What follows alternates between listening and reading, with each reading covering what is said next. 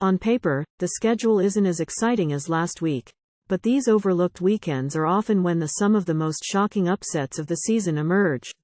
And with 8 different ranked teams going on the road to face unranked opponents, at least one major surprise feels likely.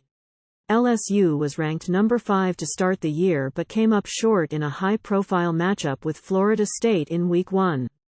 Now down at number 14, LSU has the chance to start gaining confidence as SEC play gets underway. Mississippi State is in its first season under Zach Arnett, who took over after the sudden death of Mike Leach. Arnett has moved away from Leach's famous air raid offense and made the Bulldogs into a run-heavy team. It has worked through 2 games as the Bulldogs are off to a 2-0 start. Now they will take a step up in competition and put that new offense to the test against LSU. Time: noon, TV, SECN, line. K-State -5.5, total, 48.5. Kansas State won the Big 12 and went to the Sugar Bowl last fall and is now off to a 2-0 start in 2023, the program's 5th season under Chris Kleiman. The K-State offense is off to a strong start behind the RB duo of DJ Giddens and Treshaun Ward, while QB Will Howard has thrown for 547 yards and 5 TDs with 2 rushing scores. K-State will face much tougher opposition this week as it heads on the road to face Missouri. The Wildcats blasted Missouri 40-12 in Manhattan last year and the Tigers are looking for payback. Missouri hasn't been anywhere near as dominant as K-State as the Tigers topped South Dakota 35-10 in Week 1 before an underwhelming 23-19 win over Middle Tennessee last week.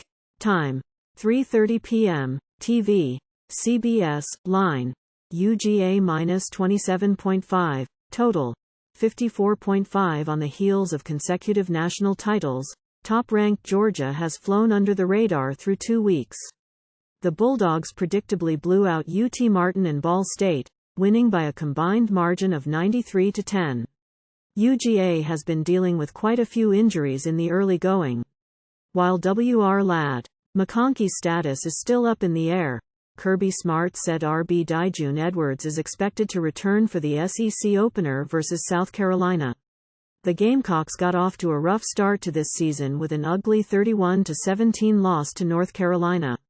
Last week, the Gamecocks trailed Furman 14-7 midway through the second quarter but were able to storm back and win 47-21. This is obviously a far tougher opponent. For South Carolina, time: 5 p.m., TV, Peacock, line. UW -16.5, total, 57.5. Last year, a ranked Michigan State team came to Seattle and lost to a then downtrodden Washington team. The script has basically flipped this season as a top 10 Huskies team is riding high headed to East Lansing to face a Spartans team in turmoil. Michigan State, though off to a 2-0 start, saw head coach Mel Tucker get suspended last weekend after being accused of sexual harassment. With Tucker suspended, MSU secondary coach Harlan Barnett was promoted to interim head coach and Mark D'Antonio, MSU's head coach from 2007 to 2019, is back on staff. How will the Spartans respond without their head coach? Time: 7 p.m., TV, ESPN, line.